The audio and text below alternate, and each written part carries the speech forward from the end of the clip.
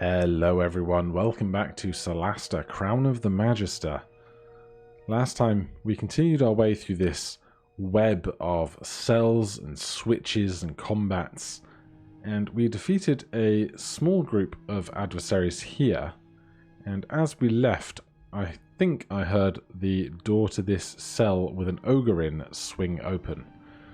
So now we have to decide how we're going to progress, although I don't know how much of a decision of options that's actually going to be. But for starters, we're going to take another short rest in this little back corridor, because we do have some hit die we can still spend.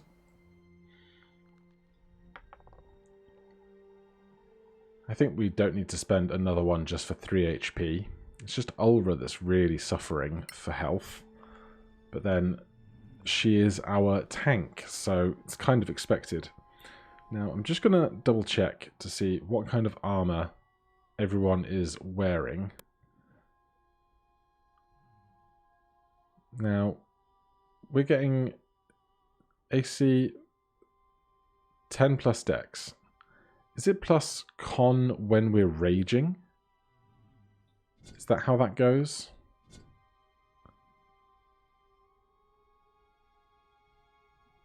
Class saving throws. Unarmored defense. When you are not wearing armor, your armor class equals 10 plus your dexterity modifier plus your constitution modifier. You can use a shield and still gain this benefit.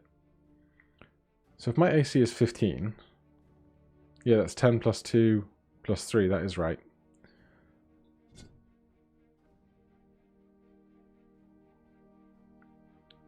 Now we can gain that benefit with a shield. But if we did that, our damage output is going to be severely dampened, unfortunately. So we'll stay as we are for the moment. And we're just going to slowly creep forward along this line.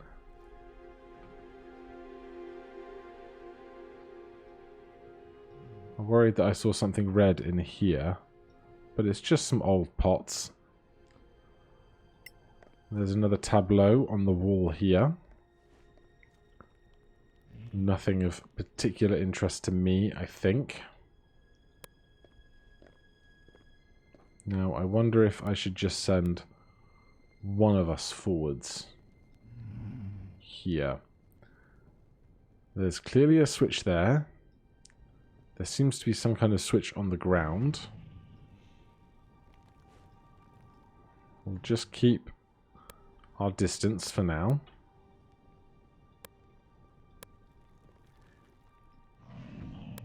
Right. Let's see what this button does.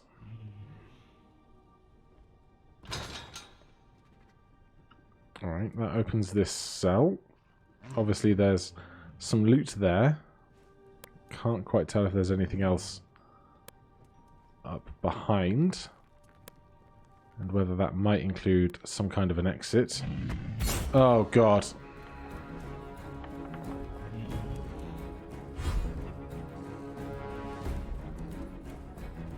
Well, I've got problems.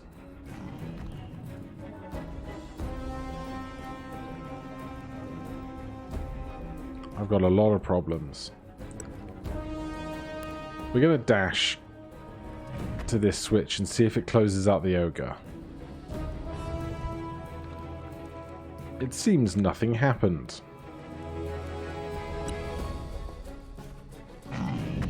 We have learned about the existence of ogres. And of course we know about the existence of wolves. Now wolves have quite high dexterity, I'm sure. We have 3 out of 4 knowledge on them. So does that mean... Where's the bestiary?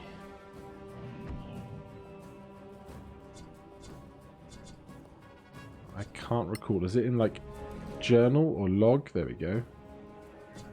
And wolf will be right at the bottom, of course. Dexterity is only +2. So that's not so big and scary. But they are also going to have pack tactics when they come to attack us shortly. At least the second one will, as they try and attack. Although, if we take a step forward, then do this.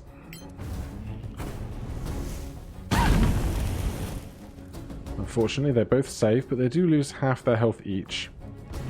And if I step back onto exactly this tile, a wolf can stand here. They might be able to squeeze through this gap. I'm just wondering if we could stand anywhere where they won't get pack tactics. Or whether we should just try and leave this chamber entirely.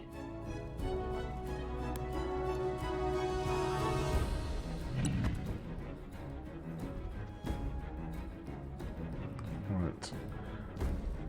If we stand there, we're going to be seen. And I think what I want to do right now is try and mitigate disaster and cast Entangle. Creatures in a 4-cell area are restrained if they fail a strength saving throw. Only problem with that is I bet this ogre is incredibly strong.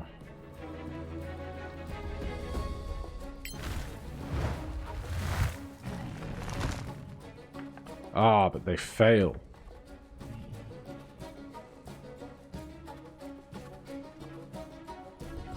Alright, the second roll was for stealth, which is not a problem. That's fine by us. We will bonus action Shillelagh on our club. And end our turn. Here comes wolf number 1. Fails to attack us through the bars. Then Troy is up. Still hidden, but lacking spell slots, right? Yes. So we're just going to have to start cantripping away at the ogre.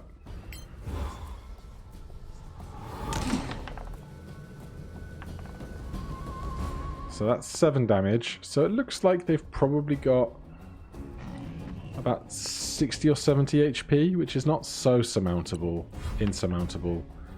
as to be terrifying. They threw a javelin, and they are no longer restrained, which is slightly terrifying.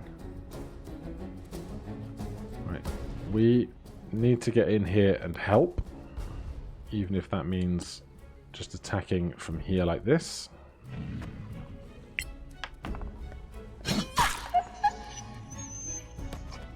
Good start. Then let's push ourselves. Is this cover? It's full cover, so we'll stand there. Lila.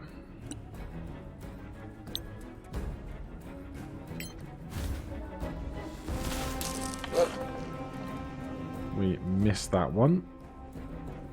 We're going to push back. Oh no. Okay, good.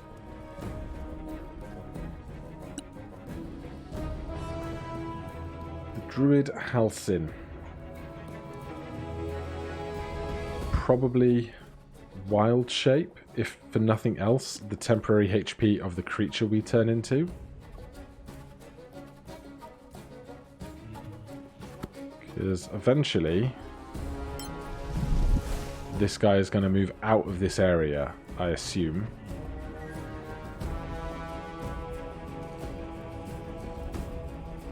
So let's go over here and bother this wolf.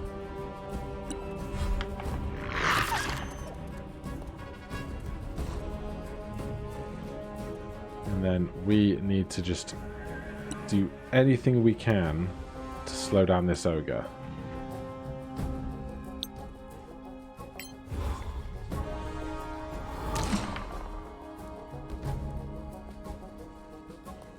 All the while possibly considering pushing back slightly.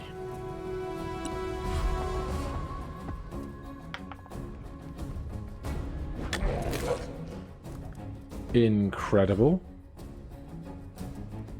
I wonder why the area of red is following them around. Not sure. But from where we are, we can hit this wolf.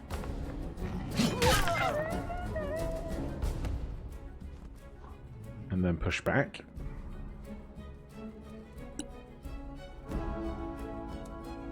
Right, just doing as much damage as quickly as possible to this guy now.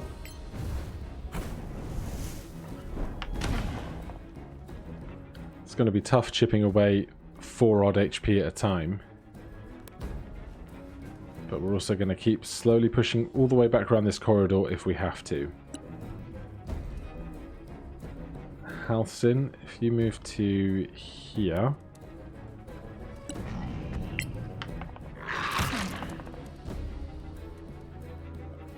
Right, AC is lower than 16.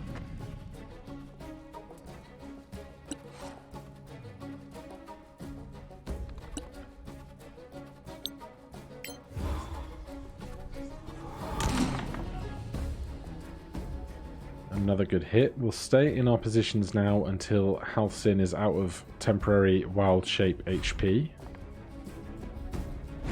And they are just rolling terribly, even with a +7 to hit, which I'm really grateful for, don't get me wrong.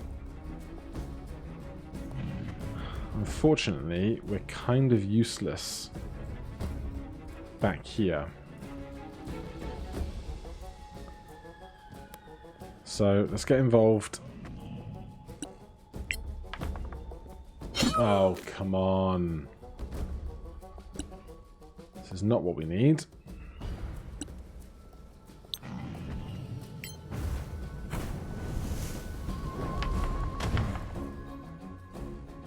Right, nearly halfway down. Halcyon now gets pack tactics, which is the other benefit of bringing our friend in.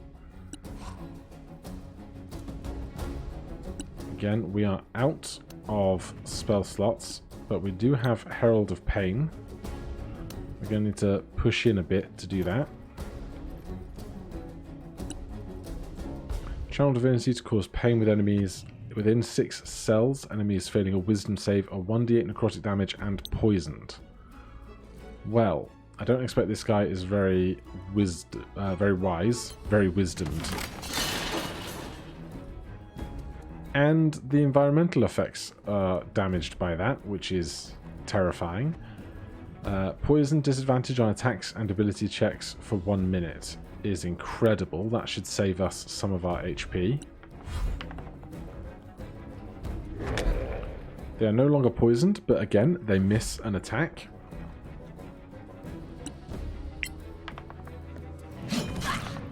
While we land ours. We're almost certainly going to have an XP to level up if we survive this fight.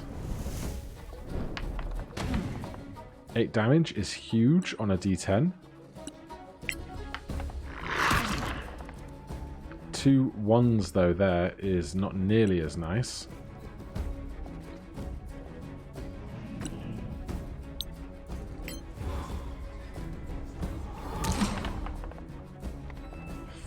More damage to the ogre, and they managed to miss again.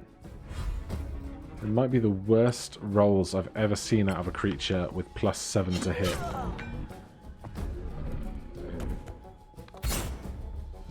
Honestly, that could have gone so much worse. And as expected, we now have enough XP to level up. That symbol not showing up above Halcyon because Halcyon is currently a wolf and will not level up as a wolf, but of course as their humanoid form. We don't need another club, that can stay. See what supplies there are for us here. A direwolf pelt and 20 arrows. Not that any of us have been particularly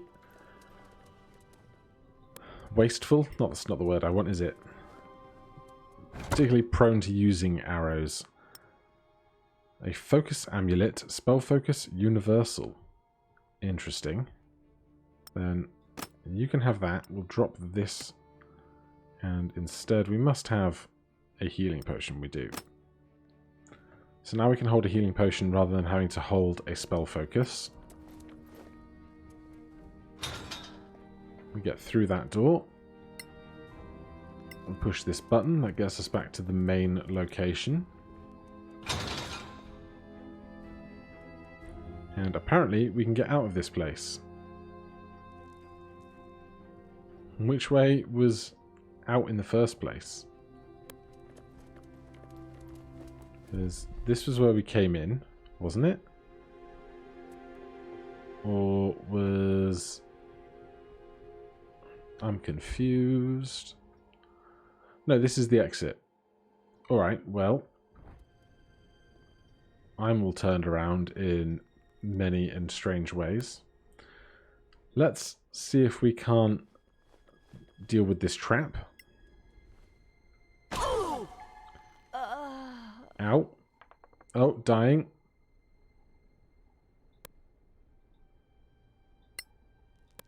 Okay.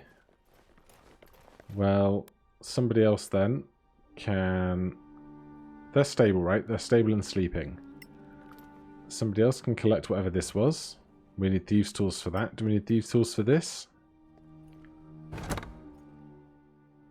We don't. We've got a scroll of banishment, a crafting arrows, a silver comb, long sword, serpentine. We'll grab all of that stuff. We will short rest for an hour so that Lila can get 1 HP back at the end of a short rest. And you know what? We'll do that because we're about to long rest anyway. Although that was dumb, because when you long rest, you get back half of your hit die. So we should not have spent those hit die meaninglessly. But never mind, it's done now. So we are going to wait and perform a long rest on the start of a new day. And then we will have the opportunity to become level 3. Which is going to be excellent for us in a variety of ways.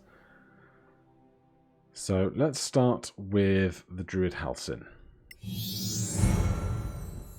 Max HP 24. We get a first level spell slot and 2 second level spell slots.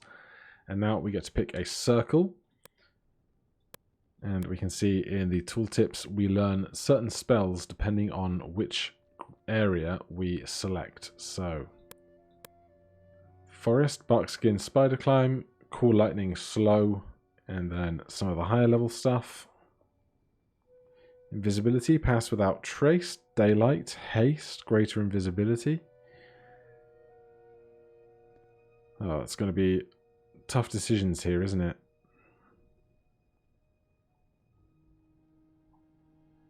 And there's even Arctic hiding down there.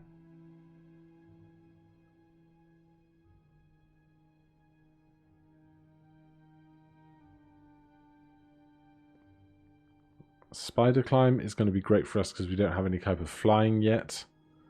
Spike Growth is kind of on brand. Lightning Bolt, Stinking Cloud. I know Black Tentacles was very good.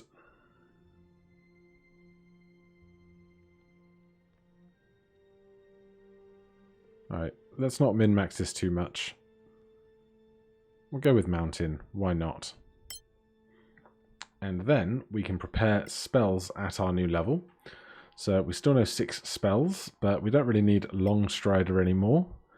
And we have the selection of all of these fun things. So, Heat Metal will be good if we come across any more guards or enemies with metal weapons. Flaming Sphere, obviously a fun concentration spell. Moonbeam though, how do you not take Moonbeam? Moonbeam is just so OP. And let's drop Thunder Wave. Let's try something else out while we're here. Barkskin gives you or an ally you can touch an AC of at least 16. It's a bit expensive for a second level spell slot, I think.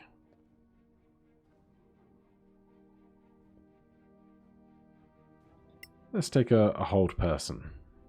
Of course, we can change those on every long rest. That's not a problem. Alright, Cleric Troy.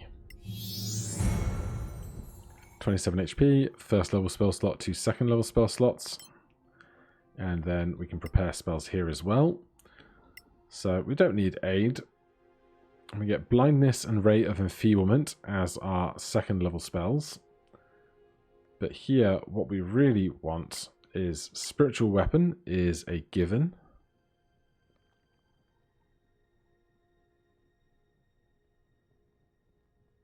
Is there anything else that's so specific that we want it?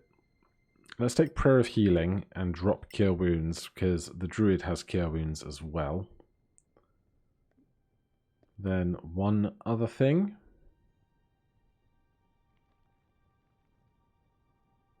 Stops allies from being charmed or frightened, or makes enemies indifferent.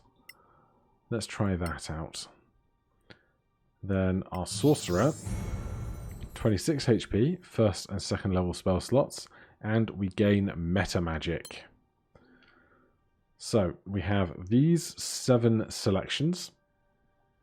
Careful spell. Allied creatures affected by the spell automatically succeed their saving throw. So if you did something like a fireball and your allies were in the area of effect, they would not have any issues with that. They would always make their save. Distance spell doubles the range of a spell or changes the range of a touch spell to 30 feet. Empowered spell, all damage die of rolls 1 and 2 are rerolled, keeping the new result. Extended spell, double the duration of a spell lasting 1 minute or more to a maximum of 24 hours. Heightened spell, you can force a creature to roll the saving throw with disadvantage. Quicken spell, you can cast a main action spell with a bonus action instead, though you can't cast another level with the same turn, except for cantrips. And twin spell, if the only source spell targets one creature, only add another target. Now, I'm not sure what second level spells we're specifically going to be able to take, but I was thinking about distance spell, but most of the time we're not going to be in areas, at least in this indoor campaign that I'm aware of, that would warrant doubling the distance of our spells. So I'm going to take the classics of Quickened and Twinned. Then we can unlearn one spell. I don't think we're going to need Featherfall as much as I feared we might. Then none of these spells that can be twin cast. Scorching Ray can't because it has 3 beams. Ray of Enfeeblement could be, but it doesn't do damage, so I'm not that invested in it. I was expecting Chromatic Orb, really. But I think we need Knock, because we have no other way to get into all of the chests that we're seeing around us, which is rough. And we'll grab Shatter as well. And then Ulra. At 3rd level, we choose our path that shapes the nature of our rage. We can use our rage 1 additional time per long rest. Path of the Berserker. Frenzy. You can go into a frenzy when you rage. If you do, for the duration of your rage, you can make a single melee weapon attack as a bonus action on each of your turns after this one. When your rage ends, you suffer 1 level of exhaustion unless you make a Constitution DC 10 saving throw. The DC increases by 5 each time until you complete a short or long rest. At 6th level, we can't be charmed or frightened while raging, and at 10th level, frighten a creature until the end of your next turn if it fails a wisdom check opposed by your charisma. Path of the Magebane. While raging, a Magebane who takes damage from spells or other magical attacks can use their reaction to unleash a powerful warcry, dealing psychic damage equal to 1d6 plus con modifier to all enemies within 6 cells. At level 6, Enemy of Magic. While raging, Magebanes roll an additional weapon damage die when making a successful melee attack against a creature capable of spellcasting. Level 10, Reject Magic advantage on all spells, on all saving throws against spells. While raging, a Magebane who takes damage from a spell or other magical attack can use their reaction to unleash a powerful warcry, dealing psychic damage to 1d6 plus con to all enemies within 6 cells.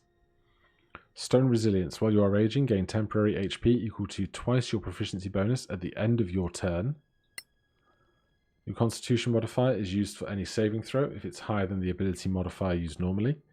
While raging, you gain +1 AC per hostile opponent you can see within 1 cell of you, up to a maximum of +4. Man, there's a lot of fun stuff here.